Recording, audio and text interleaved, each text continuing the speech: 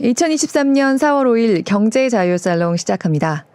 챗 GPT를 비롯해서 생활 속에 친숙하게 들어오기 시작한 생성형 인공지능. 그러니까 우리의 첫 반응이 경의와 감탄 그리고 막연한 공포 위주였다면 이제는 이거를 우리 생활 속에서 어떻게 활용하고 또 대비해야 할지 이제 좀 조목조목 짚어볼 시간이 된 것 같은데요.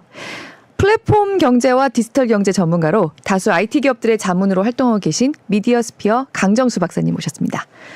안녕하세요. 반갑습니다. 네. 좀 뉴스부터 좀 먼저 좀 여쭤볼게요. 네. 그 IT 기업 자문 많이 하시잖아요, 네. 박사님.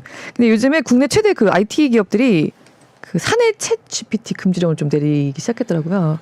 예로 조금 들면은 이제 삼성전자 반도체 부문에서는 이런 반도체 기업들은 사실 영업 기밀이 좀 생명이잖아요. 근데 직원이 챗 GPT한테 질문을 넣으면서 뭐 설비 계측이랑 수율 정보를 질문창에 입력한 사람이 있어가지고 네. 약간 사실상 오픈 AI 측에 기업 정보가 유출이 된 거나 마찬가지다. 이런 상황이 뭐 하나, 두 개 이렇게 있어서 이렇게 다시 한번 금지령을 내렸다는 보도가 나왔는데요. 근데 사실 우리가 챗 GPT랑 대화하기 위해서 대화창에 넣는 그런 모든 이야기들, 정보들 이런 게 사실 오픈 AI 측에는 사람에게도 노출되는 거라고 생각하는 게 맞는 거잖아요. 그렇죠. 오픈 AI의 데이터 연습에 활용되겠죠, 학습에. 근데 네. 기본적으로 예를 들면 스탠포드 대학 같은 경우에는 지금 3과목을 이수해야 챗GPT를 수업 시간에 활용하는 걸로 되어 있어요. 그래서 3과목에는 이제 챗GPT의 어떤 가능성들, 활용도들, 그리고 챗GPT의 위험성들은 무엇이고 여기서 입력하지 말아야 될 것은 무엇인지 뭐 이런 식으로 챗GPT의 기본적인 리트러시 교육이 3과목이나 3번의 강의가 있고 나서야 챗GPT를 스탠포드 대학 같은 경우는 적극적으로 활용하고 있는 편이거든요. 하물며 대학교도 이러한 3시간의 어떤 강좌를 의무 강좌로 하고 있는데 이러한 중요한 기밀을 다루는 기업들 자체에서 기본적인 리트러시 교육이 안 된 것 자체가 제가 보기엔 큰 문제가 있는 거고요. 어떻게 챗GPT를 우리 기업에 적극적으로 활용할지에 대해서는 사실은 직원들이 써보면서 알 수도 있지만 사실은 이것에 대해서 정확한 컨설팅이라든지 자체에 좀 연구를 한 다음에 예를 들면 이메일의 어떤 영어로 보낼 때라든지 이메일의 요약이라든지 문서의 요약이라든지 이런 데 제안해서 쓴다 이렇게 해야 되는데 자율적으로 이렇게 풀어놔버리면 나는 그러니까 감수성이라는 게 있잖아요. 나는 이것을 우리 회사의 기밀이라고 생각하지 않으니까 집어여 봐야지. 혹시 GPT가 반도체 만드는 방법도 혹시 알고 있나? 뭐 이런 식의 호기심, 인간의 호기심을 이렇게 놔두면 안 되는 거거든요. 특히 기업 같은 경우에는. 그래서 저는 이거는 관리의 책임이지 GPT 자체의 문제라고 볼 수는 없다고 보고 있어요. 해외 기업 같은 경우 벌써 뭐 통계마다 다른데 뭐 70%를 넘게 쓰고 있는 기업들이 지금 미국 기업 같은 경우 나타나기도 하고 어떤 데는 60%의 기업들이 적극적으로 활용하고 있다는 통계들이 나오고 있거든요. 그래서 지금 기업들 같은 경우에 이거를 지금 서둘러 앞다투어 쓰려고 하는데 과거에 소셜미디어도 처음에 그랬어요. 근데 제가 좀 질문 하나 드릴게요. 네. 그러니까 그런 점에서 말씀하신 대로 미국에서도 학생들도 수업은 3개나 듣고 이걸 해야 되는 건데 그 리터러시라는 게 이렇게 빠르게 생기는 게 아니니까 좀 이렇게 보시는 분들의 이해를 돕기 위해서 이 대화창에 넣은 정보가 어떻게 노출될 수 있냐를 조금 짚어주고 넘어간다면 아까 문서 요약 말씀하셨는데 예를 들면 문서 요약하기 위해서 내가 우리 회사의 기밀이 들어있는 것을 넣은 것도 안 되는 거잖아요. 그럼 결국 거기에 노출이 되는 거니까요. 그 그렇죠. 정보가. 그러면 이제 삼성전자 같은 경우는 뭘 해야 되냐면 블룸버그가 이번에 블룸버그 GPT를 만들기로 했거든요. 그러니까 블룸버그만 쓸 수 있는 GPT를 만든다. 그래서 GPT랑 계약을 해서 그런 걸 가져온단 말이죠. 그래서 데이터가 GPT로 가지 못하게 막는 방화벽을 설치한다든지 이런 식으로 기업 GPT도 만들 수가 있습니다. 그래서 지금 우리나라 대기업들도 뭐 인트라넷 안에서만 써라 그런 것들이 이제 오픈 AI의 정보가 가지 않게 챗 GPT를 쓰는 방법이잖아요. 인트라넷으로서 방화벽으로 설치할 수도 있는 거고 또는 예를 들면 삼성전자 GPT 사실은 뭐 지금 카카오가 갖고 온 것은 코 GPT잖아요. 한국어 GPT라고 해서 그건 물론 이제 이런 식으로 뭐 그 기업만 쓰려고 하는 것이 아니라 카카오 이름으로 이용자들에게 제공을 하려고 하는 것이긴 합니다만 이렇게 GPT도 오픈 AI의 계약 속에서 기업형으로 전환시킬 수가 있는 거거든요. 그래서 그런 부분에서 조금은 초기에 나타나는 에러들이라고 볼 수가 있습니다. 일단 오픈 AI가 어떤 데이터를 학습해서 지금 이렇게 쓰이고 있는지 그것도 공개를 일단 하지 않는 것도 있고 GPT-4에서 그렇게 했죠. GPT-3까지는 공개를 했는데 GPT-4가 이제 공개를 하지 않음으로써 사람들이 이름은 오픈 AI인데 closed AI AI다라고 이제 얘기를 이번에 처음으로 한 거거든요. 그러니까 그런 부분은 저도 비판을 해야 될 부분이라고 생각이 들고 사실은 그건 규제의 대상이라고 저는 생각이 들어요. 그래서 어떤 인공지능을 규제하는 것이 아니라 인공지능을 만드는 사람을 규제한다는 말이 있는 것처럼 앞으로는 데이터 공개에 대해서 GPT-3까지는 공개를 했거든요. 그런데 왜 GPT-4에서는 갑자기 공개하지 않는가? 이거는 지금 미국도 논의 단계에 있는 거고 정확한 규제가 필요하다고 저는 생각하는 부분이에요. 그리고 조금 별개긴 하지만 네. 이번에 또 오픈 AI에서 유료 회원들 정보가 뭐 1.2%인가 털렸다고 하더라고요. 네네. 계좌 카드 정보가 정보까지. 계좌 정보가 털린 네. 거예요. 그래서 제가 사실 저도 유료 회원이에요. 네네. 그래서 혹시나 뭐 네. 이런 일이 있었다. 보통 이런 거 있으면 메일 보내잖아요. 네네 맞습니다. 네, 그러니까 대부분의 이제 회사들이 제 정보가 털리지 않았어도 뭐 안심하라는 메일이라도 온다거나 과거에 저는 네. 그런 경험들이 있는데 전혀 뭐 메일도 없고 뭐 그리고 어느 나라에서 누가 얼마나 털렸다 뭐 이런 것도 전혀 발표를 안 한 상태더라고요. 네네. 그래서 이제 이런 부분들이 이제 오픈 AI가 아직까지는 서비스를 함에 있어서 지금 연구 집단이 리서치 그 컴퍼니가 처음으로 대중 서비스 기관으로 지금 컴퍼니로 전환되는 과정이 있잖아요. 그러면서 나타나는 오류들이 사실은 많이 있어요. 그리고 뭐 또 무료로 쓸 경우에는 자꾸 다운되고 뭐 이런 거에 대해 사과 메시지가 전혀 없거든요. 뭐 이런 부분 봐서는 아직까지는 리서치 컴퍼니에서 전형적인 서비스 컴퍼니로 아직까지는 발돋움하지 못했다라고 평가할 수 있다고 보고 있습니다. 근데 저는 이게 그 오픈 AI 하나 회사의 문제라는 점에서 생각을 하고 싶다기보다는 그러니까 사람이 기본적으로 이게 너무 경이스럽고 감탄스럽고 하니까 사실 기존에 익숙한 어떤 것들을 제공하는 회사에 대해서는 굉장히 높게 갖고 있던 보안에 대한 마음을 감수성이 떨어져 있는 거예요. 네. 오픈 AI에 대해서는 뭐 좀 그래도 궁금하니까 저도 이제 유료 회원을 탈퇴를 할까? 하다가 결국은 탈퇴를 안 하고 그냥 있거든요. 네네네. 내가 그 1.2%에 속하는지 안 속하는지도 모르는 상태에서 사실 그런 부분이 되게 좀 네네. 예를 들자면 오픈 AI의 그걸 API를 이용해서 리플리카라고 그러니까 일종의 우리 영화 허에 나오는 것처럼 네. 동료를 만들어가서 동료랑 대화하는 것들이 있어요. 네. 그러니까 이 대화를 하는데 너무나도 성적 취향을 다 알려주는 거예요, 사람들이. 네.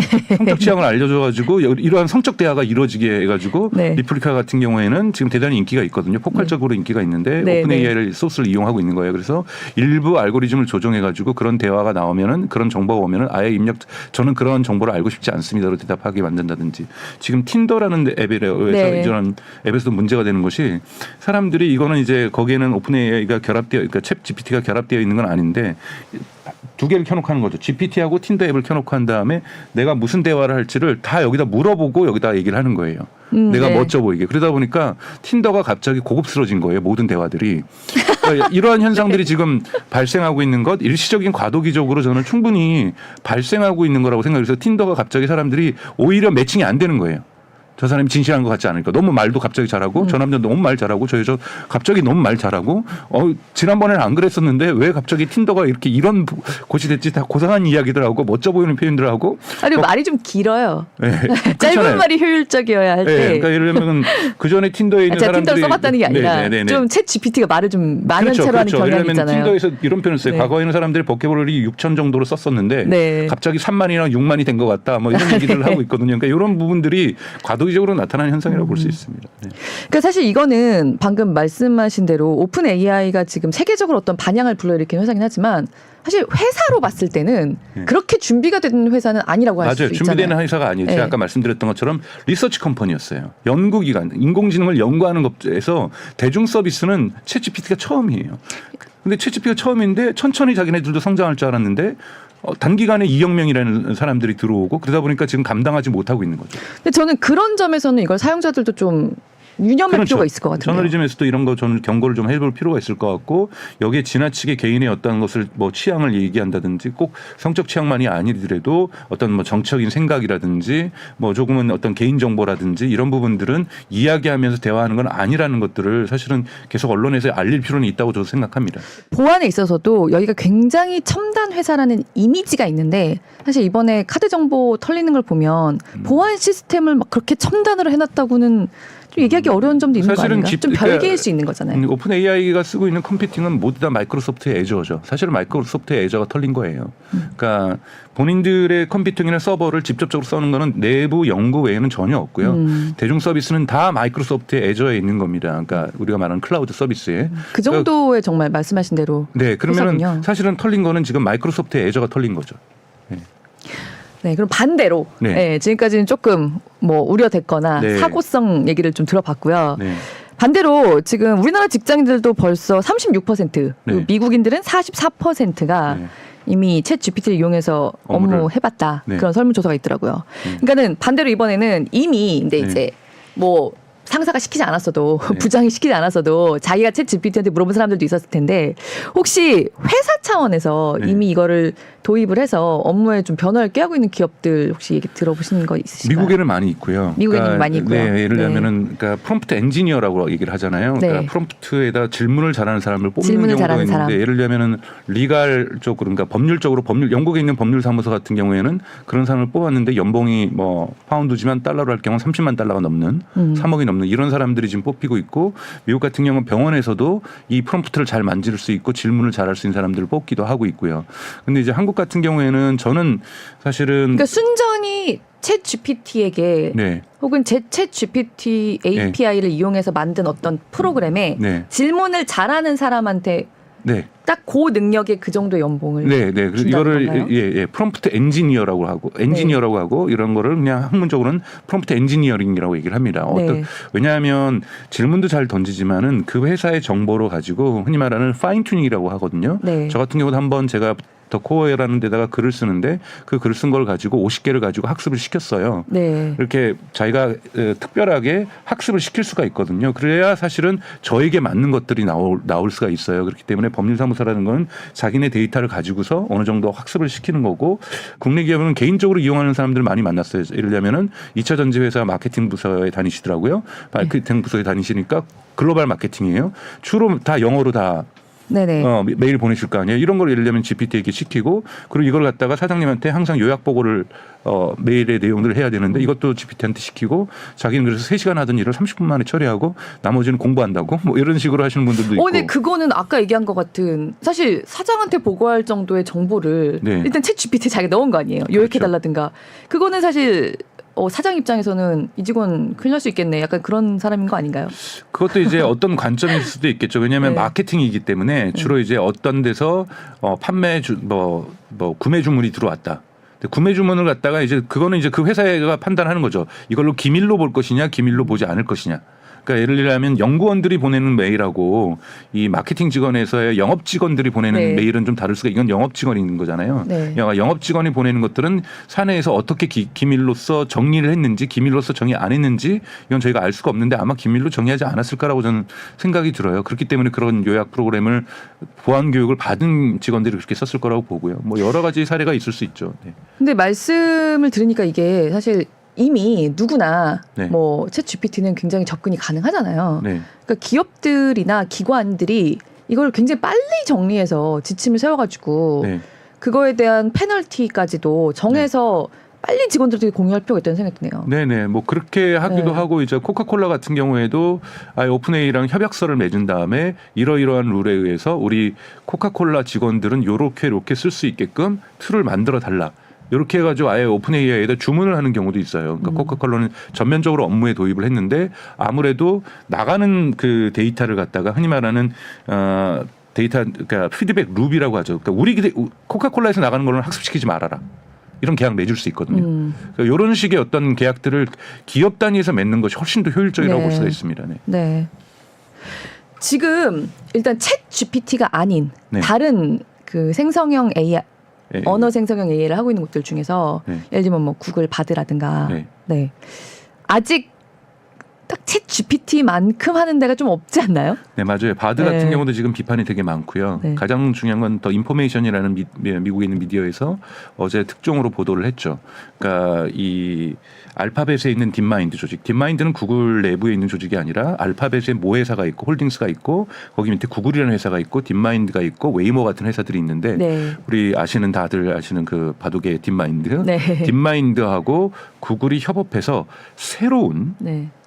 거대 언어 모델을 만드는 프로젝트가 시작이 됐어요. 네. 그건 뭐냐면 바드를 신뢰하지 않는다라는 거죠. 그렇죠. 그러니까 바드에 문제가 있다고 판단하는 거고 바드를 그렇다고 해서 지금 포기하는 게 아니라 바드는 계속해서 더 디벨롭을 시키고 개발을 시키되 하지만 바드하고 완전히 다른 새로운 거대 언어 모델을 만든다. 그래서 이걸 가지고 GPT랑 경쟁하겠다라고 알파벳의 이제 일종의 본사에서 나선 거죠. 그러니까 이러한 상황이 지금 일어날 정도로 구글은 난백상을 지금 보여주고 있다고 볼 수가 있습니다. 그리고 사실 똑같은 수준이라고 평가를 받는 것이 팔말 갖고 있는 메타, 과거의 페이스북 네. 여기도 지금 사실은 대단히 좋은 거대 언어 모델을 가지고 있다고 하는데 공개한다고 하지만 아직까지는 공개를 전혀 안 하고 있거든요. 사실은 챗GPT 공개하기 전에 이전인 9월 달에 살짝 공개했다가 2주 만에 문제가 있어서 철회를 했었거든요. 서비스를 클로징 다시 문을 닫았었는데 네, 그때 무슨 문제가 있었나요?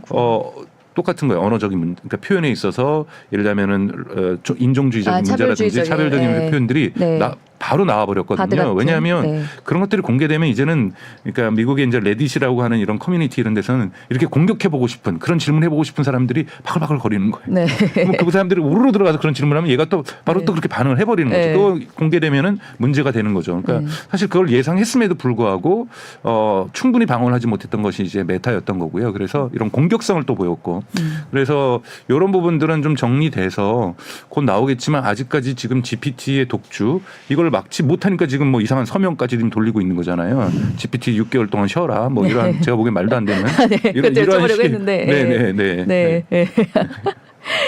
그 바드 팀은 난리 났었겠네요. 초상집이었겠네요. 네, 그런 것도 있고 또 네. 가장 중요한 거는 우리 GPT-T가 트랜스포머라는 뜻이잖아요. 네. 트랜스포머는 구글에서 2017년에 만든 거거든요. 네. 그걸 오픈 소스로 풀었잖아요. 네. 그 당시 이제 참여했던 사람이 열 몇 명 정도가 그 저자로 참여했는데 그 중에 2명 남아 있고 다 구글을 떠났어요. 그 중에 가장 많이 간 것들이 많이 간 회사가 오픈 AI입니다. 아, 그렇군요. 그러니까 트랜스포머를 만들어서 오픈 소스로 풀고 인류의 거대 언어 발전에 큰 기여를 구글은 했지만 정작 이걸 만든 사람들은 구글을 떠나버렸다라는 거예요. 왜? 거기 그런 표현들이 나오거든요. 뉴욕타임즈 보도에 따르면 12월 달에 보도에 뭐가 나오냐면 이제 GPT가 나오면서 구글이 코드 레드를 발동했다. 그러면서 그 안에 있는 내부 사정을 얘기하는데 다들 떠나는 이유가 뭔가를 우리가 하겠다라고 얘기를 하면 다 임원진들에서 커팅을 당한다는 거예요. 구글 입장에서는 인공지능 쪽에 있어서 뭔가 더 과감한 것을 앞서 시도하는 게 그런 게 다른 데서 없는 상태에서는 굉장히 부담스러울 수 있고 사실은 2016년에 순다 파차이가 CEO로서 임명이 되면서 뭐라고 그랬냐면 우리 회사의 이제 모토는 AI first라고 얘기를 했었어요. 전화를 직접 인공지능에 걸어서 막 식당 예약하고 네네네. 네, 그러면서 네. 근데 이게 그냥 식당만 예약하는 게 아니라 중간에 이런 막 이런 진짜 사람 같은 흉내를 냈는데 그때 언론에 엄청난 공격을 받습니다. 그러면 인공지능을 얘기를 해야지 이건 완전히 페이크다. 기계가 전화를 했는데 사람처럼 완전히 목소리도 사람인데 거기다 막 이렇게 말도 더듬고 이렇게 하면은 이건 기본적으로 너네 윤리를 공부 안 한 거다. 네. 이런 식의 비판을 많이 받다 보니까 그다음부터는 구글이 주춤합니다. 주춤을 네. 해서 새로운 서비스가 있더라도 이걸 가지고 또 언론에서 비판받지 않을까, 여론에서 몰매를 받지 않을까 이러한 식의 어떤 부담을 갖다 보니까 대단히 공격적으로 지금 인공지능을 푸는 것이 아니라 되게 소극적으로 푸는 것이 한 면이 있고 두 번째는 우리가 혁신가의 딜레마라는 표현에 있는 것처럼 자사 서비스에 대한 흔히 말하는 잠식 효과, 카니발리제이션 효과에 대한 두려움도 있어요. 왜냐하면 그러니까 분명히 구글도 스스로 얘기했거든요. 검색의 미래는 컨버세이셔널 서치라고 얘기를 했어요. 그러니까 어떤 대화형 서치라고 얘기를 했는데 대화형 서치를 하면은 광고 문제가 어려움에 봉착할 수가 있습니다. 그렇죠. 네. GPT한테 우리 한번 챗GPT한테 뭘 물어보는데 광고 먼저 알려드리고 제가 답해드릴게요. 이렇게 할 수는 없잖아요. 네. 근데 우리가 구글에서 만약에 고양이 치약 이렇게 검색을 해보면은 네이버나 다음에서도 뭐 똑같이 검색을 하면은 진짜 한 3분의 2가 광고잖아요.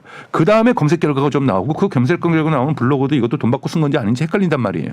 한 2페이지 정도 가야 실제로 돈 안 받고 쓴 글들을 찾을 수가 있는 것이 요즘의 실정이란 말이죠. 네. 구글의 전체 매출로 보더라도 80%가 광고고 그러다 보면 이러한 GPT로 갔을 때는 광고가 차지할 수 있는 부분에 대한 설계가 되어 있지 않으면 자기의 어떠한 검색 서비스의 어떠한 사용량의 감소 로 이어질 수 있는 거고 이거는 구글의 매출의 감소로 이어질 수도 있는 거기 때문에 구글에게는 거의 매출에 있어서는 직격탄이죠. 왜냐하면 80%가 광고에 의존하고 있는 회사이기 때문에 그렇습니다.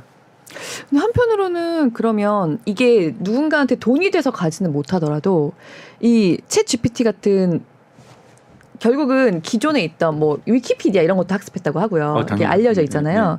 그러면 결국 그 안에 광고성의 어떤 것들이 있을 때 자기도 모르게 사실 그것까지 다 일일이 라벨링을 할 수는 없을 거고 광고성의 뭔가를 우리한테 대화 형식으로 제공할 수도 있겠네요, 얘가. 그럴 수 있죠. 근데 압도적으로 우선은 그러니까 제가 빅데이터보다 더 중요하다는 것은 굿데이터라고 생각이 드는데요. 그러니까 처음에 좋은 것으로 학습을 했어요. 처음에 위키피디아뿐만이 아니라 구글 비블리오텍이라고 해서 구글이 전 세계에서 저작권료를 내고서 학습한 이 도서들이 있거든요. 이런 도서들을 갖다가 먼저 학습을 하는 데서 베이스를 튼튼하게 깔았다는 거예요. 그러니까 지금 바드하고 좀 다르다고 얘기를 하거든요. 그러니까 빅데이터가 아니라 굿데이터로 연습을 했고 여기에서 예를 들면 동일한 콘텐츠를 어떤 레스토랑에 대해서 얘가 공부를 한다라면 처음에 비상업적인 글로 학습이 돼 있기 때문에 그런 것들이 들어오더라도 충분히 중화될 수 있는 가능성들도 열려 있습니다. 그래서 물론 모든 것이 다 그렇게 될 수 있는 것은 아니기 때문에 특정한 사안에 있어서는 광고성으로 사람을 설득할 수는 있겠죠. 근데 그래서 사실 사의 그 학습 베이스를 공개를 안 했나라는 생각도 드는 게 방금 구글이 저작권료 다 낸 걸로 굿데이터로 학습했다고 하셨잖아요. 근데 오픈 AI가 방대한 양의 새 데이터를 학습을 시키는데 그거 돈을 다 내고 했을까라는 생각이 또 들기도 하는데요. 예를 들자면 이제 월스트리트 저널 같은 경우도 공부를 했죠. 근데 월스트리트 저널을 공부를 했는데 본인 스스로가 이렇게 물어봤었어요. 그 기사가 됐는데 블룸버그에 의해서 이 블룸버그가 물어봤죠. 너 언론 기사는 뭐 어떤 걸로 학습했어? 그랬더니 월스트리트 저널, 뉴욕 타임즈, 뭐 물론 가디언이나 BBC도 있지만, 그러니까 애틀란틱스 뭐 이러면서 유료 사이트들을 막 얘기를 하는 거예요. 당연하게 이건 저작권의 위반이 아니라 이건 흔히 말하는 사용 약관 위반이거든요. 그러니까 왜냐하면 사용 약관의 월스트리트 저널 보면은 우리가 공개하는 거 외에 유료 사이트만 보는 것에는 로봇이 들어와서는 절대 안 된다.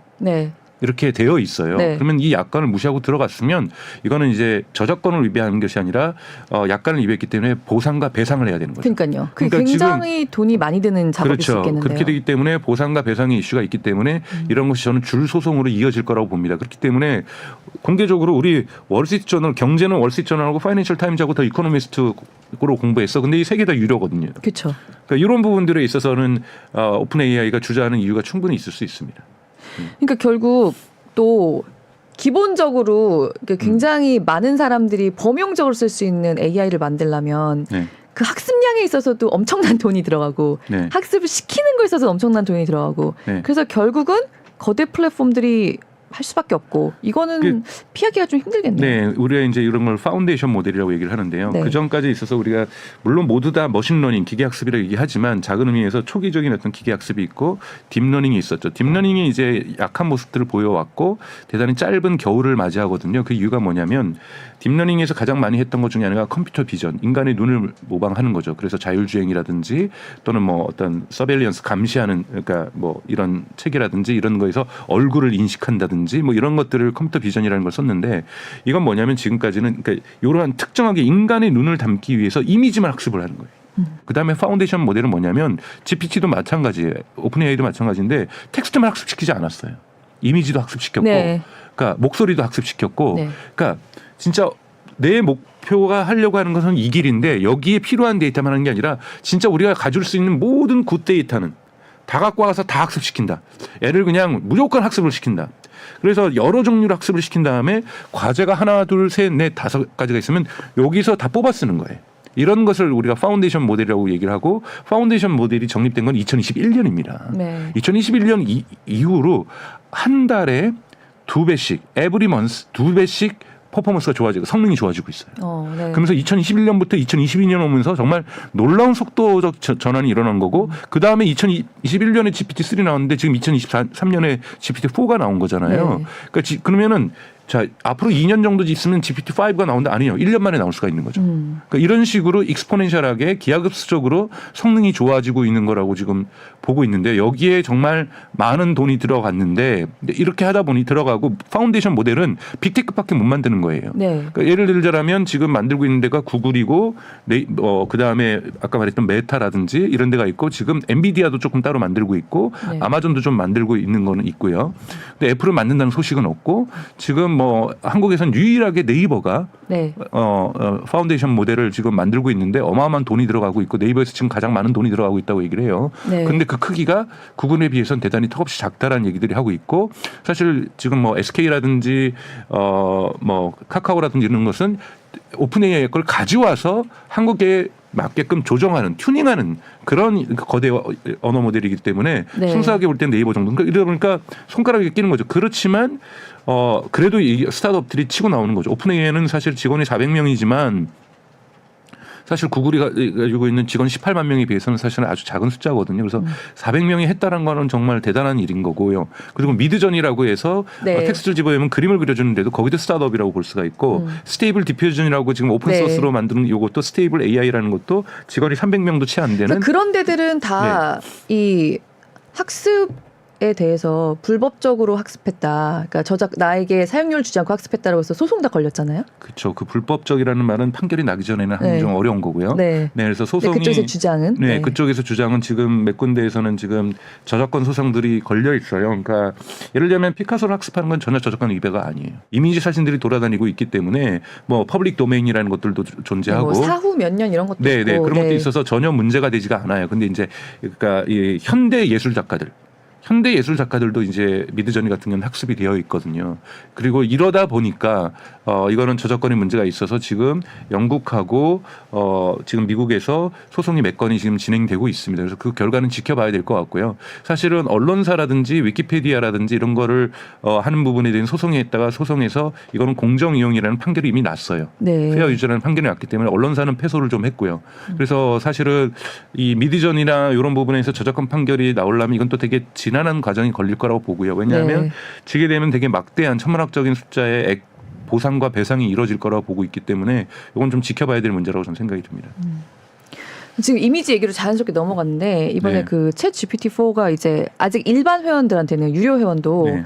데이터 양이 뭐 엄청나서 그런지 네. 실제로 하지는 못하게 해놨어요. 네, 사진. 근데 이제 사실 이미지를 올려서 그 이미지를 또 해석시킬 수가 있는 기능이 네, 챗 멀티모달 GPT-4에 네, 들어가 있죠. 들어가 있잖아요. 네, 네. 그래서 뭐 예로 들었던 게 네. 예를 들면 내 냉장고 사진을 찍어가지고 네네. 그 냉장고 안에 있는 음식 보고 어떻게 네. 파먹어야 되는지 알려줘. 네네. 네, 내 지금 냉장고 안에 재료 가지고 네. 최적의 레시피 알려줘. 그러면은 걔가 그런 것도 네. 찾아줘서 그걸 대화형으로 나한테 준다. 네네. 뭐 이런 것도 할 수 있는데, 네. 그렇죠? 네. 지금 근데 데이터 때문에 안 열고 있다. 뭐 이런 거인 거죠. 네네. 그렇죠. 워낙 지금 사실은 많은 사람들이 쓰고 있기 때문에 지금도 사실은 한 달에 그 하루에 100만 달러 이상의 지금 컴퓨팅 파워에 대한 비용이 발생하고 있어요. 하루에 100만 달러가. 네. 그러니까 뭐 우리나라 돈은 한 10억 넘는 돈인데 네. 이러다 보니까 비용을 그러면 한 달이면 얼마겠어요. 네.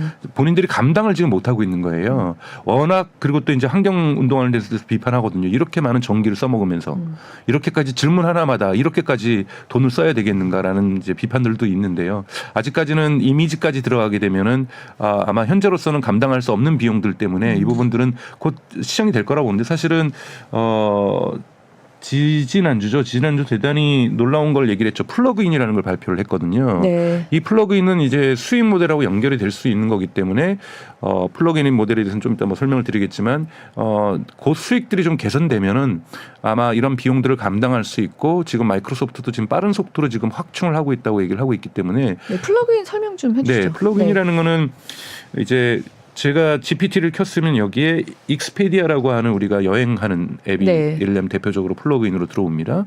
그럼 제가 예를 들면은 GPT한테 도쿄로 여행 가는 거 3박 4일 일정을 좀 짜줘봐. 이런 건 지금 GPT가 잘해요. 네. 그럼 이렇게 착착착착 따줄 거 아니에요? 그러면 나는 한 3성급 호텔로 하고 음식은 뭐를 좋아하는데 요렇게 가지고 다시 한번 짜줘. 그럼 짜줍니다. 그럼 이거를 익스페디아에 가서 예약 다 하고 결제 다 해. 그러니까 즉 익스피디아가 여기 들어와 있는 거거든요. 그럼 익스피디아 입장에서는 실시간 데이터, 호텔 데이터 정보라든지 식당 예약 데이터까지 여기다 주면서 네.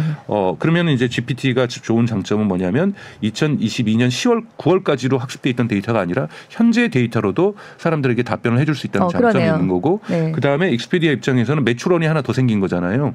그럼 익스피디아 같은 경우는 거래마다 수수료를 줄 거라는 거예요. 네. 그러니까 이런 식의 플러그인들이 무한대로 들어올 수가 있습니다. 지금 여기에 들어와 있는 것들이 것들이 익스페디아도 있고 카약이라고 하는 또한 부킹닷컴에서 만든 여행 서비스가 또 들어와 있고 그다음에 클라나라고 하는 우리 식으로 하면은 이 간편 결제하는 시스템. 근데 네. 거기 이제 쇼핑이 들어가 있거든요. 그래서 쇼핑 서비스도 들어와 있고 다 이게 지금 물건 파는 것들이 많이 지금 들어와 있는 상태예요. 네. 그러니까 이런 부분들이 이제 플러그인으로 들어와 있기 때문에 당장 사람들 입장에서는 이제 앞으로 물건 살 때도 GPT를 이용할 수도 있는 거거든요. 네. 그러니까 이렇기 때문에 예를 들자면 고양이 치약에 대해서 좀 비교를 해줘. 제품들이 나와 있는 거, 클라나에 있는 걸로. 그러면은 고양이 치약이 한 10몇 개가 나오는데 여기는 소비자 평가가 지금 뭐 4.5 이상 받은 것이 5개가 있다. 그러면은 이거에서 나 같은 경우에는 좀 이런 기준이 중요해. 그러면 그런 기준에 맞춰서는 이런 제품이 좋을 것 같아. 그럼 구매해줘.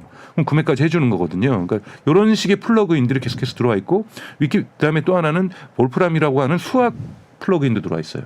이건 지금 현존하는 가장 좋은 수학 엔진이거든요. 그럼 제가 이미지로 나중에 된다라면 이미지로 수학 문제를 찍어주면은 문제 해설 풀이를 이 볼프람이 해줄 수 있는 거죠. 그러니까 이런 식의 것들이 다 가능해지는 겁니다. 여기다가 피직 엔진이 들어오면은 제가 물리학에 대해서 질문을 하거나 물리학에 대해서 사진을 찍어서 보내주면은 시뮬레이션까지 해서 물리학을 설명을 해준다든지 이런 것들이 다 가능하게 돼 있는 거죠. 근데 요거는 저한테 광고성 정보가 먼저 오지 않으려면 일단은 기존에 그 챗 GPT가 학습한 거 안에서 나한테 답을 주고 그 다음에 제휴를 맺은 업체 쪽으로 가는 게 돼야겠네요. 그렇겠죠. 네. 네. 익스피디아에서 사실 쌍방향이 되어버리면은 광고성 어떤 것들을 넣어서 자기들이 원하는 호텔이나 탈 것으로 유도하려는 것도 일어날 수 있는 거잖아요. 근데 그거는 이제 여기서 쿼리를 보내는 거기 때문에 네. 사실은 그 쿼리 자체에 광고성이 들어갈 수 있죠. 예를 들자면 그건 이 GPT가 알아서 비교를 하겠죠. 그 광고성이 과연 저렴한지 아닌지 이 사람이 원하는 가격대에 들어가 있는지 네. 만약에 뭐 특별 할인은 30%다 해가지고 그것이 비교를 했을 때 카약이나 다른 거에 비해서보다 훨씬 더 저렴하다라면은 GPT 같은 건 이걸 제공해 줄 수는 있겠죠. 플러그인을 어떻게 잘 연결해서 쓸 수 있는가에 따라서 이게 하나의 플랫폼이 되는 거니까요. 훨씬 더 GPT가 다른 쓰임새로 사람마다 다르게 사용될 것이다. 이런 의미를 가질 수도 있습니다. 근데 한편으로는 그게 약간 양가적인 두 가지 감정이 드는 것 같아요. 하나는 챗 GPT 같은 인공지능이 발전을 하다 보면 네. 전에는 훨씬 더 프롬프트를 정교하게 넣었어야 된다고 하면 네. 아무래도 조금씩 더 쉬워지더라고요. 네. 굉장히 쉬워져서 누가 넣든 굉장히 그냥 기본적인 명령만 줘도 잘 찾아지는 게 되면 네. 사람이 하는 역할, 그러니까 프롬프트 엔지니어의 역할마저도 줄어드는 게 아닌가라는 걱정 한편. 네. 또 한편으로는 방금 말씀하신 대로 이게 되게 쉽고 내가 네. 뭐라고 물어보면은 대답을 바로바로 해주고 네. 굉장히 그냥 사람하고 대화하는 것 같아라고 편하게만 생각했었는데 벌써 아까 말씀하신 대로 리터러시도 챙겨야 되고 네. 기밀도 챙겨야 되고 네. 그걸 쓰는 능력도 챙겨야 되고 네. 프롬프트 엔지니어링도 해야 되고 네. 야 이게 진짜 또 사람 따라 진짜 다르네. 그렇죠. 이 두 가지가 동시에 좀 드는 네네네. 그러니까 생각이거든요. 항상 기술이 가다 보면은 이제 쉬워지기도 하고 네. 쉬워지는 가운데 속에서도 계속해서 기술은 진화하고 있는 거잖아요. 네. 뭐 세탁기 나오고 뭐 냉장고 나왔을 때 처음에는 이것도 조작하기 어렵다라고 생각하시는 분들 네. 대단히 많았었지만 지금 네네. 되게 쉬웠고 근데 이것이 가져올 수 있었던 우리 인류에게 주었던 기여도는 어마어마하게 큰 거거든요. 정말 지금 우리가 와우하는 것처럼 저희 어머니 처음에 냉장고 보고 세탁기 보면서 기절하시려고 했어요. 그러니까 정말 그러니까 그런 것들도 사실은 인류에게 처음에 전기가 들어왔을 때도 하이데거 같은 철학자 같은 경우에는 화력발전소 앞에서 무릎이 떨려가지고 서 있을 수 없었다고 얘기할 인간의 에너지를 만든다는 것 자체에 네. 그러니까 이런 것처럼 사실 인류가 기술 발전을 하면서 매 단계마다가 대단히 놀라운 수준을 만드는 건데 이거를 잘 활용하면은 점점 쉬워지는 건 많지만 그 가운데서도 그 기술은 발전하다 보니까 고급 기술은 또 필요하거든요. 네. 그러니까 그런 부분에서 마찬가지로 GPT 같은 경우에도 뭔가 쉬워지는 것 같고 그런데도 양가적으로 또 어떻게는 또 어려운 기술들이 요구되고 있고 좀 이런 것들이 두 갈래로 계속해서 파라렐하게 병행하는 과정들은 저는 있을 거라고 보고 있습니다. 방금 예를 드신 세탁기도 네. 뭐 이제 세탁기를 못 쓰시는 분은 없지만 네. 최근에 나온 AI 세탁기들 그 기능 네. 다 쓰는 사람 많지 않거든요. 네네 맞습니다. 약간 비슷한 느낌인데요. 네네네. 근데 지금 사실 언어형 AI는 아까 말씀하신 대로 아까 구글도 좀 잘못 내놨다, 메타도 잘못 내놨다가 굉장히 욕을 먹고 빨리 네. 비공개로 돌렸고 네. 조금 더 신경을 쓰는 것 같은데 사실 아까 몇 번 언급하신 미드 저니만 해도요. 네. 그 뭐 커피를 들고 선글라스 낀 여자를 그리려면 백인만 그리고 뭐 가판대 여성 그리려고 하면 인도 여성만 그려가지고 문제가 된 네. 적이 있었잖아요. 네. 그리고 약간 이미지 AI 쪽이 조금 더 그런 부분이 있죠. 접근성이 손가락이 떨어져서 6개라든지 물론 이번에 버전 5에서는 그걸 고쳤지만은 네. 그건 뭐냐면 이미지 자체가 그래요. 그러니까 인간이 그리는 이미지에는 백인이 많은 거고요, 압도적으로. 네네. 네, 그러니까 예를 들면은 여러분 뭐 피카소에서 흑인 보신 적 별로 없으시잖아요. 피카소의 그림. 그러네요. 그러니까 그렇게 고흐의 그림 중에서, 그러니까 뭐냐면 인간의 거울이에요.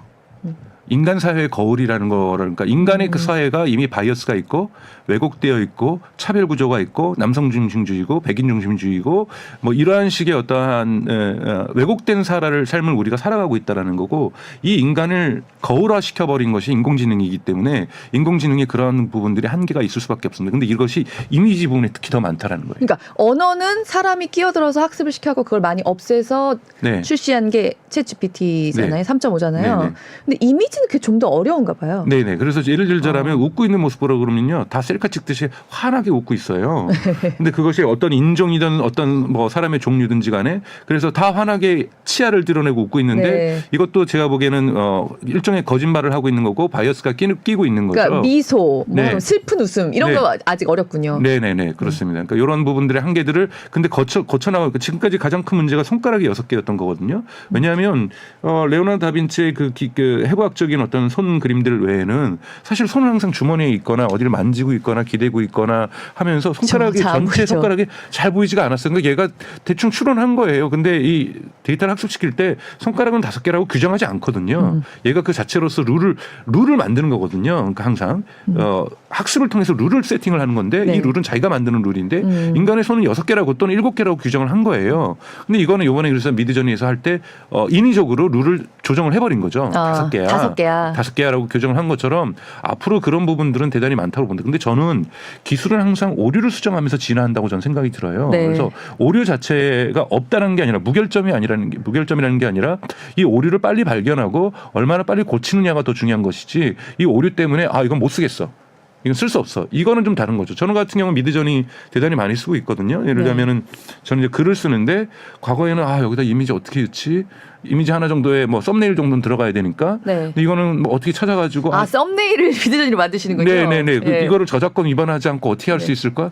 매번 고민하고 대충 만들어서 하면 사람들이 넌 진짜 못 만들어 이렇게 얘기를 들었었는데, 요즘 야 너 왜 이렇게 좋아졌어? 왜 이렇게 멋있어? 네. 그리고 이걸로 사람들이 어그로도 끌어가지고 사람들이 클릭해서 글도 좀 읽어요. 왜냐하면 썸네일이 멋있거든요. 그러니까 썸네일을 계속해서 미드저니로 만들다 보니까 이러한 부분에서 저는 너무나도 그 부분 행복해졌거든요. 그래서 근데 저는 또 한편으로는 네. 이게 언어도 언어지만, 네. 그러니까 보통 지금 뭐 학교에서 표절 네. 뭐 이런 얘기 엄청 나왔잖아요. 네.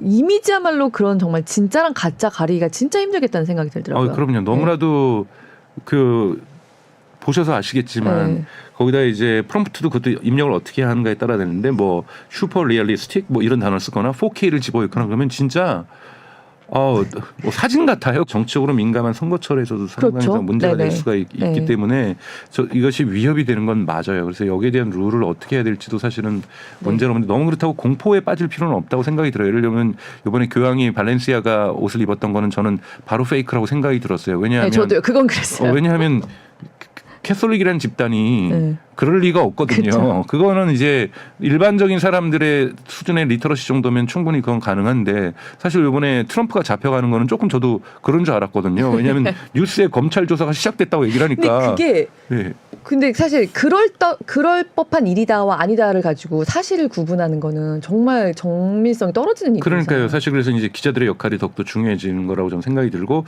원래 지금 그러니까 챗GPT에서 만들어서 곧 공개하겠다고 얘기하는 것이 챗GPT 디텍터라고 해가지고 이것이 이 글이 몇 프로 이상 챗GPT가 썼는가. 맞아. 그래서 그걸 공개를 했어요. 네. 근데 반대로 네. 그게 챗GPT 디텍터가 디텍트를 했는지는 모르겠는데, 다른 디텍터인지는 모르겠는데 그냥 사람이 쓴 거를 AI가 오류가 썼다. 있죠. 네. 오류가 있죠. 그래서 저 같은 경우에는 그래서 오픈 AI 블로그를 그걸로 테스트해봤더니 GPT가 썼더라고요. 그래서 아니 오픈 AI는 자신들의 블로그마저도 GPT로 쓰는구나 뭐 이렇게 생각을 했었는데요. 그러니까 거기에서도 100% 오류가, 근데 그것도 제가 여기서부터 여기까지 설정을 이렇게 했을 때는 사람이 썼다 그러고 여기서부터 여기까지 해서 하면은 설정을 하면은 GPT가 썼다고 얘기하고 아직까지 100% 정확하다고 볼 수는 없어요. 그러니까 그런 부분에서 오리는 아직까지 있고 이것이 지금 현재에서는 우리가 동전의 양면이라고 얘기하고 그럴 수 있고 제우스의 칼처럼 양날의 검처럼 한쪽에 이로운 점이 있고 한쪽에는 부정적인 부분이 있는 거는 사실입니다. 근데 말씀하시니까 또 갑자기 생각이 드는데 그 정확성이라는 것에 있어서 네. 제가 지금 들어오기 전에 국내 AI 업체 관계자랑 얘기를 좀 하다가 들어왔는데 그 사람이 AI에게는 사실을 물어보는 게 아니다. 이게 지금 좀 창의성을 높이고 새로운 사고를 하는데 도움을 주는 게 목적인 거다. 얘가 내놓은 것이 사실이냐 아니냐를 검증하려고 하지 말고 그게 중요한 게 아니고 또 이런 식으로 얘기를 하던데 사실 많은 사람들이 이미 AI에 대해서는 얘가 말해주는 것이 사실이고 아니고가 중요한 상태가 좀 되지 않았나요? 그러니까 그 부분이 이제 리터러시가 빨리 필요한 건데요. 네. 사실은 스토카스틱 패러시라고 해가지고 이 통계적 앵무새라고 확률적 앵무새라고도 얘기를 지금 많이 하는데 그 다음 단원을 추론하는 추론하는 기계거든요. 이 AI라는 것은 그러다 보니까 사실을 전달하는 것이 주 목적이 전혀 아니에요. 그러니까 어떻게 하면 이것이 그럴듯하게 들리느냐 설득하느냐 이것이 중요한 거고 그래서 저 같은 경우는 이걸 약장수와 비교를 하거든요. 오래전에 옛날에 약장수들이 많이 있었던 한국의 시절에 이렇게 다 그럴듯하거든요. 진짜 먹으면 만병통치약이 될 것 같고 진짜 저도 한번 금식에 한번 샀던 기억 나는데 어렸을 때 초등학교 때 속아가지고 근데 한 3분만 지나면 그 사람이 헤어지고 3분만 지나면 속은 것 같다라는 느낌이 들거든요. 그 정도로 그 사람이 설득력이 좋았다라는 거예요. 지금 GPT가 그 정도로 설득력이 좋다라는 거예요. 그러니까 GPT를 극대화하는 것은 사람 말을 흉내내서 정말 사람 말하고 똑같이 하는 것이 1차적인 목표고 2차적인 목표고 3차적인 목표지 여기에 팩트 전달은 1도 없어요. 그러다 보니까 이 문제를 어떻게 해결할 것인가라는 논의들이 있는 거고 여기에 플러그인들이 지금 의미가 있게 작동을 하는 거거든요. 또는 검색 서비스하고의 연결 또는 플러그인들 속에서 팩트를 체크할 수 있는 플러그인이 결합이 된다든지 위키피디아 플러그인이 제대로 작동을 한다든지 근데 위키피디아에도 오류가 있을 수 있으니까요. 그러니까 여러 플러그인들을 넣어가지고 이거를 그러니까 이 뭐냐면 사실은 지식이 없이 추론한다는 건 문제가 있는 거고 또 뭐 추론 못하는 지식도 문제가 있는 거잖아요. 그래서 빨리 지금 이 GPT는 한쪽 추론할 수 있는 기능이 극대화되어 있는 것이지 지식이 극대화되어 있지는 않다. 그래서 이 부분을 해결하는 것은 앞으로 중요한 과제가 될 거라고 보고 있습니다. 네. 그러면 그런 의미에 사실 근데 또 어떻게 보면 얘가 지금 리터러시가 높아져서 얘는 지금 정말 말 그대로 패턴을 찾고 추론을 하고 있는 중인 거지 얘가 하는 말이 사실이 아닌 것을 기정사실로 먼저 생각하고 그 검증은 다 내가 하는 것 여기에서 끝난다고 하면 또 그렇게까지 막 위협적인 존재로 느껴지지 않는데 방금 말씀하신 대로 사실 검증까지 플러그인으로 붙어버리면요. 그럴 때 이제 와 얘가 어마어마한 뭔가가 되는 거 아닌가라는 두려움을 또 많은 사람들이 갖고 있는 것 같거든요. 그렇죠. 두려움들이 많죠. 저는 두려움이 필요 없을 거, 그러니까 두려움을 빨리 극복하는 게 중요하다고 저는 생각이 들고 하나의 패러다임의 문제고 하나의 이데올로기의 문제라고 생각하는데 자꾸 두려움을 이를테면 그 추론과 그 사실 검증이 붙었을 때 그로 인해서 일자리를 잃게 될 사람들이 많을 수도 있지 않을까요? 일자리는 태스크, 그러니까 잡이라는 것은 태스크 어떤 작업의 집합체거든요. 그러니까 보통 이제 에이스 모글로라든지 최근에 나오는 이제 경제학자들이 주장들에 따르면은 처음부터 잡을 통으로 대체할 수준은 않아요. 보통 물론 마차가 있었을 때 자동차가 나오면 이건 잡이 통째로 대체되는 거죠. 이런 거대한 변화냐 그렇지 않다라는 거예요. 인공지능은 인간의 작업의 부분들을 계속해서 잠식해 들어가고 대체해 들어간다는 거예요. 그러면 어떤 정책을 써가지고 예를 들면 제가 20가지의 태스크로 구성된 잡을 갖고 있었다는데 갑자기 6개 정도는 이제 AI가 해주는 거죠. GPT가 해주는 거죠. 그러면 나머지 14개를 가지고 나는 잡으로서 존재할 것일 수 있을 것인가. 회사에서는 이 부분을 어떻게 정의할 것인가. 이 시간에 좀 더 생산성 있게 할 수 있게끔 새로운 태스크를 추가할 것이냐 아니면 이 14개를 좀 더 집중할 수 있게 해줄 것이냐. 예를 들면 네이버에서도 최근에 만든 것이 뭐냐면 네이버 웹툰 작가들한테 제공해 주는 거예요. 도제들이 원래 그렸던. 예를 들면 당신은 스토리텔링에 또는 스토리 구성과 이 인물들의 갈등 구조에 좀 더 집중해라. 예를 들면 배경 사파는 이제 인공지능이 그려줄게. 자, 남산에서 칼싸움하고 있어. 남산 그냥 그려줍니다. 그럼 도제는 좀 줄일 수 있겠네요. 그렇죠. 도제는 줄어들죠. 그러니까 네, 예를 들면 지금 일자리가, 개발도 네. GitHub 코파일럿 같은 경우에는 코딩을 스스로 해주잖아요. 그러면서 지금 주니어들 같은 경우가 문제가 되는 거예요. 네. 오디오 시니어들 같은 경우는 주니어랑 같이 협력해서 야 기본은 너가 좀 써갖고 와. 내가 그 다음 잡아줄게 이렇게 했었는데 이거를 갖다가 지금 GitHub 코파일럿이라고 하는 코딩해주는 기계들이 인공지능이 해주고 있는 거거든요. 그러니까 이런 부분에서 일정 정도의 그 예를 들면 세 사람이 하는 것을 두 사람이 하게 되고 다섯 사람이 하는 것을 세 사람이 하게 될 수 있는 일들을 영역도 분명히 존재하는 거고 태스크 작업이 줄어드는 부분도 존재하는 거기 때문에 이 부분들이 지금 갑론을박하고 있는 부분이라고 저는 생각이 들어요. 그러네요. 근데 지난번에 여기 업스테이지 이활석 CTO님 나오셨었거든요. 그때도 비슷한 비유를 하셨어요. 인턴처럼 생각하고 쓰고 있다. 결국 그 진입해야 되는 상황에 있는 사람들, 신입 이런 쪽은 굉장히 또 태스크를 많이 줄 수도 없는 사람들이잖아요. 신입 같은 경우에. 네. 거기는 오히려 좀 3명 뽑을 거 2명 뽑고 그런 일들이 된 상황들이 네, 발생하고 있어요. 제가 아시는 분들 핀테크 기업에서 스타트업에서 일을 하고 있는데 이 밑에 부사수를 안 뽑아줘서 너무 힘들었는데 자기가 어떤 보고서를 근데 써야 돼서 GPT로 이렇게 무료로 이렇게 해서 쓰고 1년치 없는 데이터는 자기가 업데이트해서 써서 보고서를 대표한테 제출했더니 대표가 너무 마음에 들어하면서 근데 사실 GPT가 썼다. 빨리 힘드니까 부사수 뽑아줘. 아니 유료로 앞으로 GPT 쓰라고. 이거 진짜 웃을 일이 아닌데요. 부사수는 뽑지 말자고 이렇게 나왔다라는 거예요. 그래서 너무 놀랬고 언젠간 자기도 저런 존재가 되지 않을까 이런 두려움도 좀 생기고 이런 부분들이 있는데 이것도 하루빨리 정책을 만들어야 된다고 생각이 들어요. 왜냐하면 지금 이론적으로도 인공지능이 일자리를 줄이지 않거든요. 왜냐하면 만약에 세 사람이 일하던 것을 두 사람이 하게 되고 다섯 사람이 일하는 것을 세 사람이 일하게 되면 기업 차원에서는 프라핏이 증가하는 겁니다. 비용이 줄어드는 거니까요. 네. 그러면 그 프라핏이 증가한 부분으로 새로운 사업을 투자할 수 있는 거거든요. 그러면 그 기업에서의 전체 총량은 증가할 수 있는 거거든요.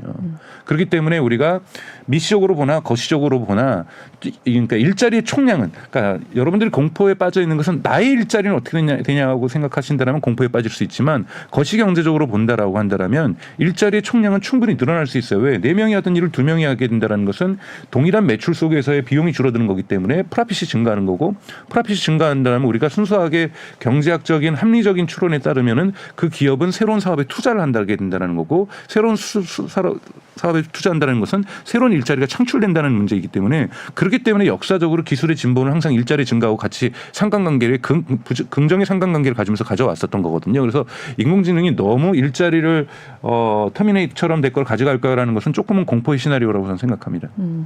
여기서 아까 말도 안 된다고 생각하신다고 했던 최근에 그 유발 하라리 비롯해서 미국의 석학들이 여러 모여가지고 일단 AI의 개발을 좀 중단해 보자 뭐 이런 선언문 같은 걸 냈더라고요. 네. 하실 말씀이 많으신 것 같아요. 아니 뭐 하지 많지는 않고요. 그 단체가 그걸 만들었던 단체가 Future of Life라고 해서 요즘 롱터미즘이라고 해서 BBC에서도 길게 다뤘었는데 그러니까 실리콘밸리에 새롭게 대두되는 이데올로그들이에요. 그러니까 이념적인 논의들을 만들어내면서 롱텀으로 볼 때는 어차피 인간의 모든 일들은 다 로봇이 할 거고 어차피 지구는 살기 힘들어져서 화성 갈 거고 그러니까 그런 철학을 갖고 있는 사람이고 거기에 있는 철학자 대표적인 사람들은 우생학적인 생각도 갖고 있어요. 그래서 백인 중심으로 재편될 수밖에 없는 거고 그리고 대단히 인종주의적인 발언들을 하는 사람들이에요.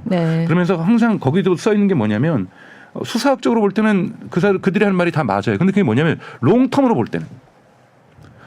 볼 때는 장기적으로 뭐 로봇에 의해서 되게 될 거고 장기적으로는 이렇게 될 거고 장기적으로는 뭐뭐 될 건데 지금 저는 그렇게 되면 첫 번째는 이 지금 현재 일어나고 있는 위협들 아까 말했던 페이크 뉴스들 거짓과 진실을 어떻게 구별할 것인가 선거철 되면 무엇을 할 것인가 지금 더 고민해야 될 것은 앞으로 다가올 선거에서 2024년은 한국에 있는 총선이라든지 내년에 2024년에 있는 미국의 대선이라든지 이런 부분에서 생성 AI가 할 수 있는 오류들은 우리는 어떻게 사전에 충분히 차단할 준비가 되어 있는가 이 질문에 저 천착을 해야 되지 어떤 기업 보고 지금 자율기업 보고 지금 혼자 개발하고 있으니 너무 빨리 달려가지 마 우리도 좀 준비할 시간 줘야지 왜 일론 머스크도 거기 서명했지만 분명히 자기도 다시 그러한 거대 언어 모델을 만드는 회사를 다시 만들겠다고 얘기를 했거든요.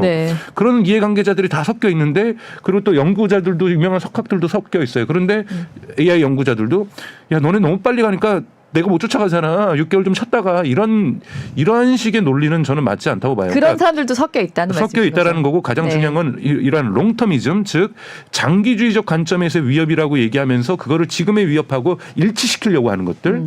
지금의 위협은 뭐냐? 아까 말했던 페이크. 네. 이 부분을 어떻게 막을 것인가. 예를 들자면 사람의 목소리들이 흉내낼 수 있잖아요. 네. 과거에는 우리가 피싱이라는 게 어떻게 돼 있어요? 그러니까 이 금융사기라는 게 어떻게 돼 있냐면은 우리 아들이 우리 딸이 다쳤으니까 당신 또는 지금 경찰서에 잡혀 있으니까 오세요라고 경찰이 전화하는 것처럼 사람을 속였잖아요. 네. 이제는 아들 딸이 전화가 오는 거예요. 가짜로. 엄마 아파 나. 엄마 나 다쳐서 병원에 있어. 네. 이거는 굉장히 으스스한데요. 그렇죠. 이렇게 올 수 있단 말이죠. 그럼 이것에 대해서는 그러면 어떻게 우리는 정부는 국민들의 피해를 차단시켜 줄 것인가? 이 부분에 대한 관심이 집중돼야 되는 거지. 네. 지금 당장 이미 가능한 피해. 지금 당장 위협적인 요소들 이 부분에 어떻게 좀 대처할 것인가로 해야 되는데 지금 이런 부분들이 사실 또 한국 사회는 조금 이념적인 논쟁도 좀 있어요. 대통령은 이 부분에 대해서 적극적이고 그러다 보니까 야당 쪽에서는 오히려 여기에 대한 반감을 가지고 있고 네네. 뭐 이러면서 거기다 퓨처 그 라이프에서 6개월 쉬어야 된다는 얘기도 나오니까 야당 쪽에서는 그래 이 말이 맞아 쉬자. 아니 국회의원들이 정치인들이 정부 관료들이 공부해야 돼요 지금. 네. 공부를 열심히 해야 되는 것이지 멈추자라고 얘기해서는 안 된다고 저는 생각이 듭니다. 네. 그러네요. 네. 뭐 정치인들 말고 다시 기업으로 돌아가면 정말 리터러시도 공부를 해야 되는 거니까요. 네네. 기본적인 거고 사실. 네네. 네. 근데 거론됐던 이름 중에서 자연스럽게 아주 뒤에 3분 네. 살짝 다른 얘기를 좀 해보자면 일론 머스크가 또. 네네네네. 근데 이제 저 박사님은 이제 일론 머스크가 당분간은 그러니까 테슬라가 당분간은 좀 독주할 거다 이렇게 좀 보시는 경향이. 네, 그렇습니다. 그러니까 우선은 저 개인적으로 일론 머스크는 좋아하지 않아요. 네. 네, 일론 머스크는 트위터는 망치고 있다고 생각이 드는데 네, 네. 우선 공학적으로 볼 때 우선은 지금 전기차 시장은 디맨드가 서플라이를 초과하고 있는 시장이고요. 네. 그거는 이번에도 1, 4분기 때 딜리버리 숫자가 나왔는데 42만 2,850대 정도가 지금 네. 딜리버리가 됐는데 생산은 한 17,000대 정도가 더 됐어요. 근데 이제 4, 4분기 같은 경우는 3만 5천 대 정도가 더 됐었거든요. 네. 그러니까 생산과 딜리버리 차이가 오히려 갭이 줄어들었다는 것은 디맨드 차원에서 문제가 없다. 물론 프라이스 컷, 그러니까 가격 인하를 했기 때문에 이런 부분들도 있는데 네. 지금 거시적으로는 또 이자율도 높아지면서 사실은 신용대출을 통해서 자동차를 구매할 때 대단히 어려워진 조건임에도 불구하고 일어나고 있다는 이 측면이 있어서 계속해서 생산을 집중하고 있다는 거고 저는 개인적으로 예를 들면 리비안이나 루시드는 안 될 거라고 봐요. 고작 10,000대 만들어가지고 지금 시대에 네. 이건 되지 않는 거라는 거고요. 그러니까 네. 지금은 얼마나 흔히 말하는 규모의 경제의 램프업 구간이라고 하죠. 대량 양산 구간으로 누가 빨리 네. 들어가느냐. 그래서 대량 양산 구간으로 들어가면은 동일한 그러니까 생산량을 늘릴 때마다 마진율은 급증합니다. 네. 그러니까 이거 규모의 경제에서 이 커브를 그러니까 이러한 이 대규모 이러한 자동차 산업 같은 경우에는 생산량이 일정 수준을 높여야 그러니까 돼야 그때부터 프라핏이 생긴다라는 거고 마진이 발생한다라는 거고 그리고 이 마진이 발생하는 데부터는 이 기울기가 더 가파라진다라는 네. 거죠. 그렇기 때문에 대단히 많은 그러니까 캐시도 생길 수 있는 거고 프라핏이 생길 수 있는 거고 투자를 할 수 있다는 거죠. 지금 테슬라가 지금 목표로 세우고 있는 것은 테슬라가 지금 양산에 있어서 말하자면 가장 원활한 기업인 그렇죠. 건가요? 100만 대를 넘게 생산하는 기업은 현재까지는 없으니까요. 네. 근데 테슬라가 지금 목표로 하고 있는 것이 2026년까지 2030년까지 2,000만 대예요. 네. 2,000만 대가 어느 정도 숫자냐면 작년에 가장 많이 자동차를 팔았던 데가 토요타인데 거기가 960만 30만 되는 거고 그다음에 2위가 폭스바겐인데 거기도 900만 겨우 넘겼고 현대차도 기아차가 3등을 했었죠. 600만 네. 좀 넘기면서. 근데 이 두 회사를 합친 거예요. 2,000만 대라는 건. 근데 이거는 정말 일어나기도 믿기 어려운 건데 지금의 프로세스 지금 멕시코 공장에서 가고 있고 지금 일명 모델 2를 만들려고 하잖아요. 네. 그러니까 즉 저가형 모델. 네. 저가형 모델을 만들어서 만들기 위한 공정들을 좀 만들어내고 있고 이런 부분에서 테슬라가 이런 양산 체계로 가는 것. 지금은 자율주행차로 테슬라가 성공할 수는 없습니다. 저는 자율주행차 시대는 앞으로 10년, 20년 안에 오지 않을 거라 보고 있고요. 네. 그렇기 때문에 생산량을 우선 지금은 이것이 시그널이고 자율주행은 노이즈라고 저는 생각이 들고요. 네. 시그널과 노이즈로 볼 때 이런 네. 시그널 부분에서 테슬라는 대단히 좋은 시그널들을 지금 보여주고 있고 멕시코 공장을 짓기로 한 부분들 이런 부분들도 되게 긍정적으로 평가할 수가 있습니다. 아니 근데 사실 기자이자 약간 잠재적 소비자로서 봤을 때는 항상 일론 머스크는 너무너무 뻥을 치고 항상 인베스터 데이 앞에 너무너무 많은 노이즈를 만들어 놓고 정작 뚜껑을 열어보면 뭐 반값치 얘기할 거다라고 했는데 결국 생산성을 높이겠다는 얘기지만 반값치 얘기는 없고 막 이런 식으로 되는데 네. 보통은 그렇게 장사하면은 이게 신뢰가 떨어지면서 힘들어지는데 네.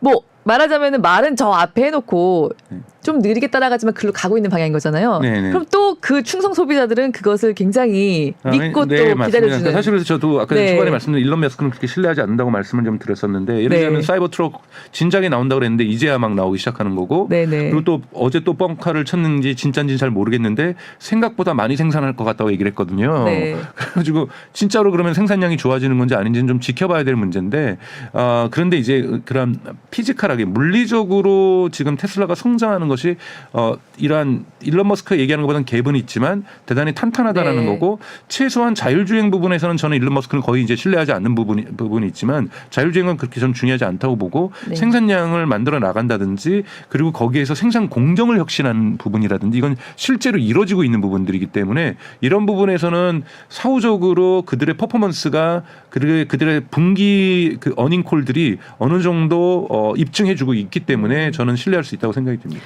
그러니까 다른 기업들이 막 반값 전기차 몇 년에 내놓겠다 막 이런 얘기를 하는데요. 사실 다른 데들은 반값도 반값인데 뭐 양산도 말하자면 지금 테슬라만큼 하는 데가 없는 거잖아요. 전혀 없죠. 네. 현대기아차도 못 하고 있고요. 그러니까 지금 양산을 지금 테슬라만큼 하는 데는 없고 이제 빠른 속도로 추격하는 데가 이제 BYD 정도인 거고 그리고 한 2, 3년이 지나면 폭스바겐이라든지 GM이나 포드가 양산 체계에 있어서 가속도를 좀 붙일 거라고 보고 있습니다. 왜냐하면 이제 막 공장을 짓고 있는 단계니까요. 근데 이제 테슬라는 공장을 더 짓고 있는 거고 테슬라 같은 경우는 지금 만약에 2천만 대를 만들려면 최소한 공장이 13개 더 필요하거든요. 그러니까 이러한 멕시코 공장은 이제 수순인 거고 멕시코 공장이 이제 상징하는 바가 많은 것은 첫 번째 이제 생산 공정 혁신 부분이 대단히 크다라는 거고 그래서 비용을 50% 절감하겠다는 건데 전 충분히 가능성 있는 얘기들이라고 보고 있는 거고 또 거기에서 생산되는 것이 이제 모델 2 그러니까 저가용 그러니까 전기차라고 지금 예상들을 다 하고 있는 거고 현대기아차는 지금 전 결정적으로 실수하고 있다고 보고 있는데 저는 안 하고 있는 것은 왜 저가용 자동차를 만들지 않습니까?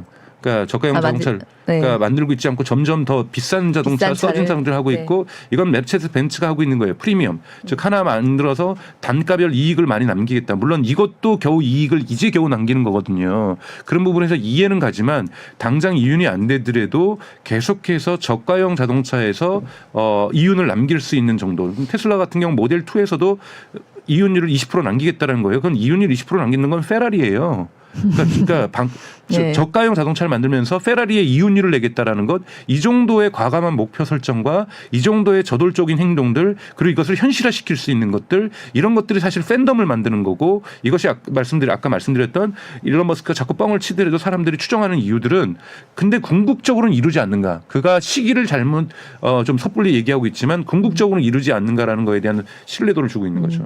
그러니까 반값 전기차가 되는 게 코스트를 그 정도 낮추는 게 정말 쉬운 일은 아닌 것 같아서요. 네, 쉬운 일은 아니지만 지금 BYD 같은 경우들이 그렇게 만들고 있고 폭스바겐에서도 $9,000짜리 만들겠다라고 지금 선언을 하고 있는 거거든요. 네. 그렇기 때문에 왜 그러냐면 이 자동차가 갖고 있는 독특한 효과인데 자동차는 네트워크 효과가 없어요. 우리가 빅테크들은 대부분 네트워크 효과를 가지면서 이렇게 위너 텍스 올, 그러니까 승자 독식 현상들을 만들어냈는데 이 빅테크들이 가지고 있는 것들 왜냐하면 아파트 단지를 보죠. 아파트 단지에 100대의 자동차가 주차돼 있는데 2대가 테슬라예요. 뭔가 쿨하고 힙해요. 근데 어느 날 저기 2년 뒤에 가봤더니 100대 주차 중에서 98대가 다 테슬라예요. 그러면 뭐예요? 그냥 언쿨한 거예요. 구별이 안 되죠? 네. 지금 뭐냐면 원래 네. 직접 네트워크 효과는 뭐냐면 네트워크 효과는 것은 내가 가지고 있는데 나는 아무것도 안 해도 다른 사람이 내 거랑 동일한 걸 가질 때 나의 유익이 커지는 거거든요. 이게 네트워크 효과거든요. 그럼 직접 네트워크 효과는 없는 거예요. 근데 간접 네트워크 효과는 생길 수가 있습니다. 예를 들자면 여기에 앱이 들어간다든지 이제 자동차 OS 같은 게 나오는 거니까 앱이 들어가요. 그래서 막 자동차를 운전하는데 호객로너 같은 앱이 들어와가지고 아파트 가격이 올라가고 있는 데는 빨간색으로 막 표시되고 내려가고 있는 데는 파란색 거꾸로인가요? 하여튼 이런 식으로 표시가 되면서 호객로너 앱이 들어온다든지 이런 식의 앱들이 들어올 수 있는 거거든요. 앱스토어 같은 것들이. 네. 자, 그런 게 들어온다고 보면 우리가 느끼기에 제가 만약에 앱 개발자라면 1,000만 대가 팔리고 있는 이 회사에다가 앱을 납품하겠습니까? 100만 대가 팔린데 근데 나 먼저 개발을 하겠습니까? 1000만 대가 먼저 다르다는 거예요. 제가 아까 전에 저희 어머니하고 저하고 제 조카하고의 아이폰이 다르다고 얘기를 했잖아요. 네. 같은 케이스지만 체험이 다른 거거든요. 유저 익스피리언스가 완전히 달라요. 여기는 앱 2개 쓰고 있고 전 앱 10개 쓰고 있고 제 조카는 앱 30개 쓰고 있다는 거예요. 네. 이걸 통해서 익스피리언스가 다른 것처럼 자동차가 내부적으로 저 사람의 아파트 단지의 100대 중에서 98대가 테슬라라 하더라도 이 98대가 다른 체험을 줄 수 있다는 거예요. 네. 그러니까 이런 식의 것이 되기 위해서는 매시브하게 대량으로 깔려야 된다는 거예요. 그래서 저가 자동차가 중요하다는 게 아니라 많이 깔아야 되는데 모두가 모델 T 살 수는 없거든요. 네. 모델 S 살 수 없는 거고요. 비싼 거잖아요. 그러니까 인간의 어떠한 구매 수준을 우리가 그리고 가처분 소득을 고려한다라면 충분히 저가형 자동차가 나와야 테슬라라는 모델, 테슬라가 있던 뭐 EV가 됐던 아이오닉이 됐던 무진장 산다라는 거. 무진장 사야 돼요. 무진장 사야 여기에 소프트웨어가 깔리면서 소프트웨어가 가져올 수 있는 간접 네트워크 효과라고 얘기하는데 이런 네. 네트워크 효과를 이룰 수 있기 때문에 지금 저가형 자동차 모델은 이후에 있어서 전기차 회사의 판도를 바꿀 수 있는 되게 중요한 시금석이라고 볼 수가 있습니다. 네. 그리고 그런 점에서 거기에 가장 현재 가깝게 달려가고 있는 것은 그래도 여전히 테슬라다. 네, 테슬라다. 네. 네. 오늘 너무 말씀 감사합니다. 맞습니다. 네. 저희 경제자유살롱 구독자 여러분들이랑 더 소통하기 위해서 스프스 프리미엄 지식 채널 스프 운영하고 있는 것 이미 알고 계시죠? 아직 가입 안 하신 분들은요. 꼭 지금 링크 하단 드리고 있으니까 가입해 주시고요. 저희 경제 콘서트도 할 겁니다. 4월 22일 토요일 오후 6시 신촌 연남장. 커뮤니티에 들어오셔야 신청을 하실 수 있습니다. 많이 신청해 주세요.